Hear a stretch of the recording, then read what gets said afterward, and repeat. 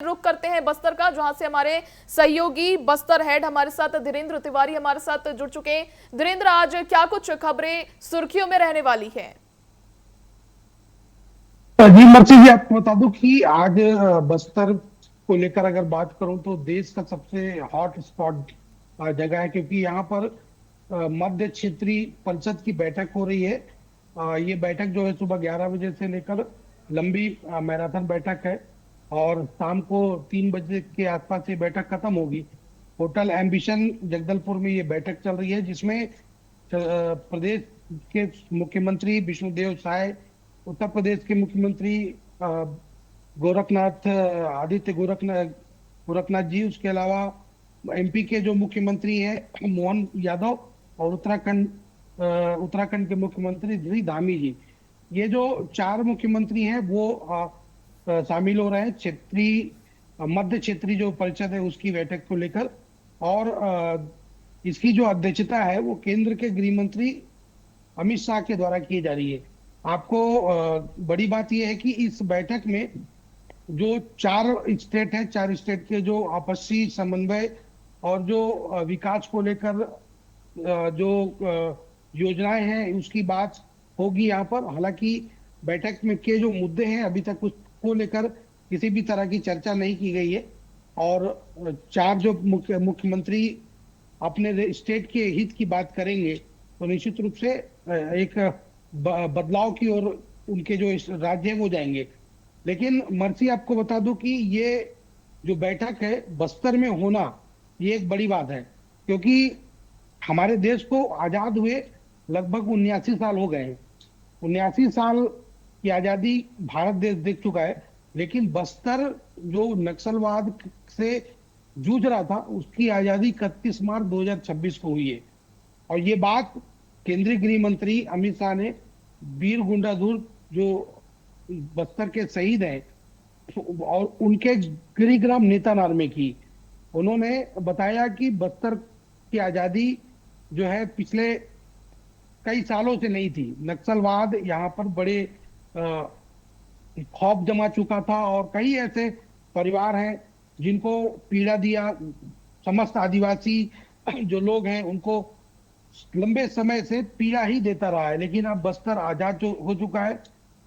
सुरक्षा बलों के जवानों की तारीफ भी की। सुरक्षा बलों के जो जवान है, खासकर कोबरा और डीआरजी के जवानों का उन्होंने काफी तारीफ की और कहा कि आपके बूते ही ये पूरा नक्सलवाद जो है आज पूरी तरह से बस्तर से मुक्त हो चुका है।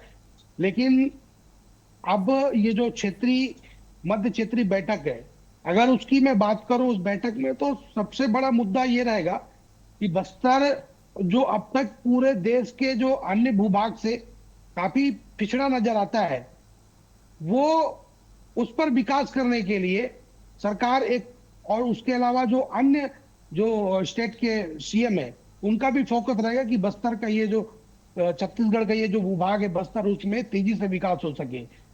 नक्सलवाद ने जो बस्तर को इतने सालों से जख्म दिया, केंद्रीय गृह मंत्री ने अपने विकास के मरहम की बात बस्तर के समस्त वासियों से की है।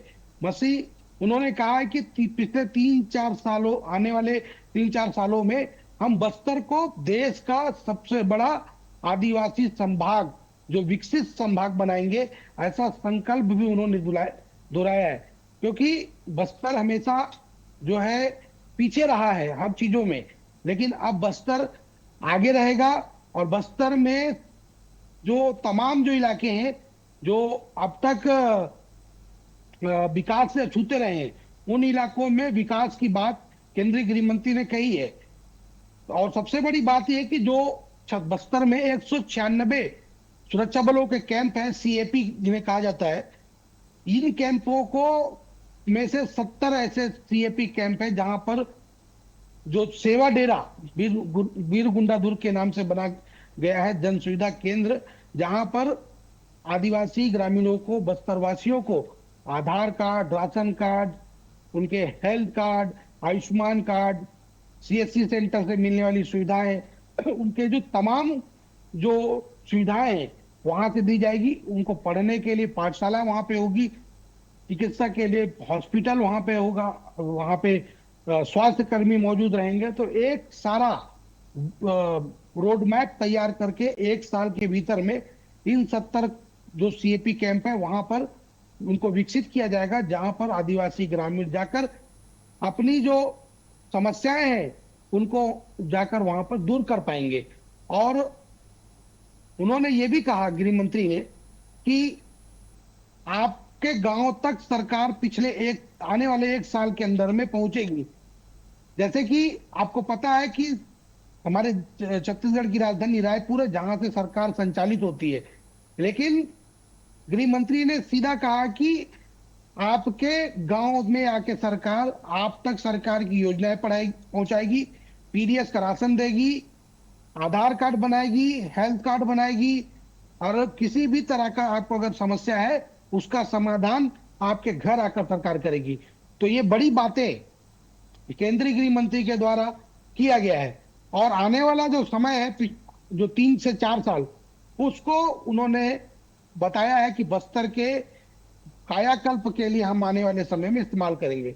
और आपको मस्ती बता दूं कि ये जो मध्य क्षेत्रीय बैठक परिषद की बैठक के बाद 3:30 बजे केंद्रीय गृह मंत्री अमित शाह और जो तमाम जो मुख्यमंत्री चारों स्टेट के, वो साझा प्रेस कॉन्फ्रेंस करेंगे और बताएंगे कि इस बैठक में क्या क्या बात रहे, किन किन मुद्दों पर यहाँ पर बात की गई। चलिए धीरेन्द्र, आपको यहीं पे रोकते हैं, समय के कारण आपको यहीं पे रोकना पड़ेगा, समय की कमी है। बहुत शुक्रिया आपका जुड़ने के लिए धीरेन्द्र। और